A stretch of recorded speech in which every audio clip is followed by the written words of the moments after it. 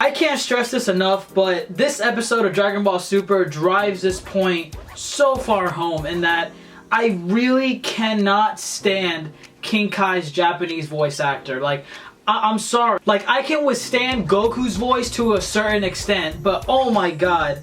King fucking Kai, Jesus. Like, I know I stressed this out in my last video, but I just don't understand why the voice actor for King Kai has to be so emotionless with no expression whatsoever, like as if the guy doesn't even want to be there. I don't know if King Kai's voice actor in Japan was always like this in the previous series, like Dragon Ball Z, Dragon Ball GT, but my god, man, just I don't understand why they have him there when he seems like he doesn't want to be there. I really don't understand. But aside from that King Kai shit, I mean, most of this episode was mostly for comedy, and it was pretty decent comedy, to be honest. Like, I really enjoyed how a few minutes was devoted to seeing how everyone was enjoying themselves on the ship.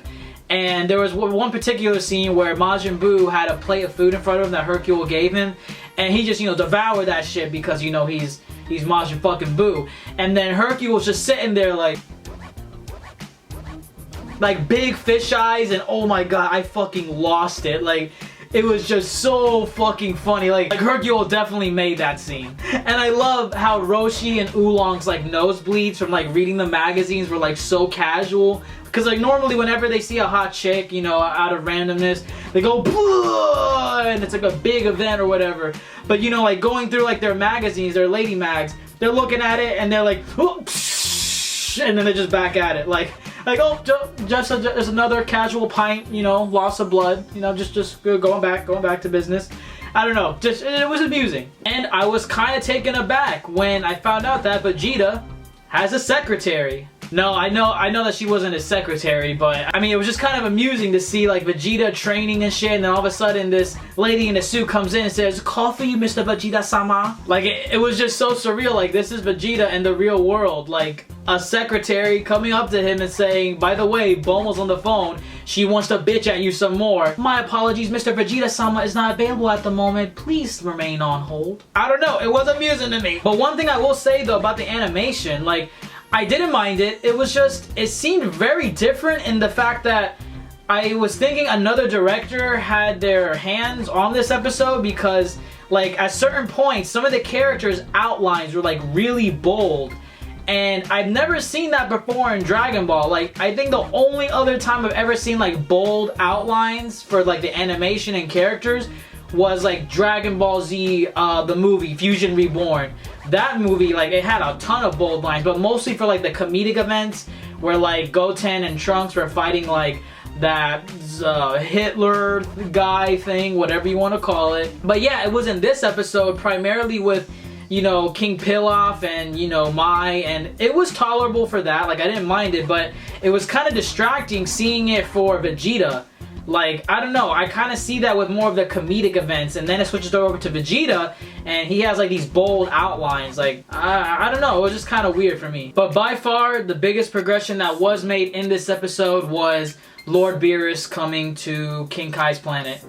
And to be honest, I really like how they go into a bit more detail on like Beerus's explanation as to why he's in this universe. Because when I watched Battle of Gods, you know, they said Beerus was the god of destruction and whatnot, but it was never addressed. Like, he seems like a bad guy. Like, he seems like Frieza with the way he just waltzes about the universe expecting people to bend over for him and like bare their ass at his face. Like, it just seems so weird. Why do you guys revere to him as a god if he's like this? But it was never further explored in Battle of Gods. But in this episode, King Kai is basically saying he's not really a bad guy. Like, he may destroy planets and stuff, but in order for there to be balance in the universe, there needs to be gods who create and gods who destroy. Because if there's only gods who create, you know, that's a whole nother can of worms of like overpopulation and just, you know, tip of the balance and all that shit.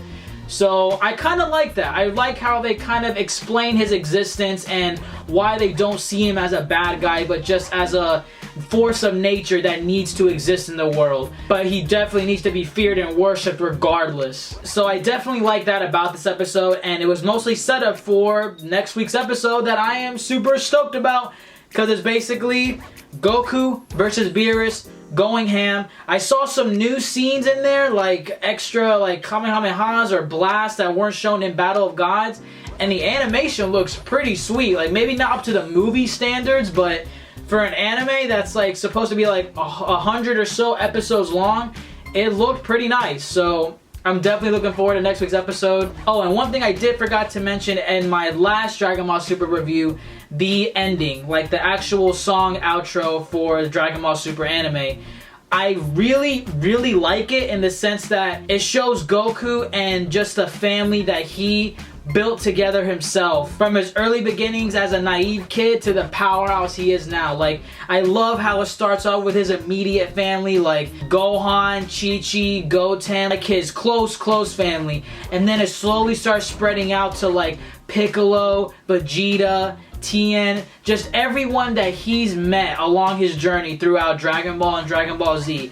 And they're all his family. Like, they're all together, they all protect the earth, and I really enjoyed that. It was very surreal, nice moment watching the sunset, and I really liked it. I really, really enjoyed that snippet of the Dragon Ball Super outro.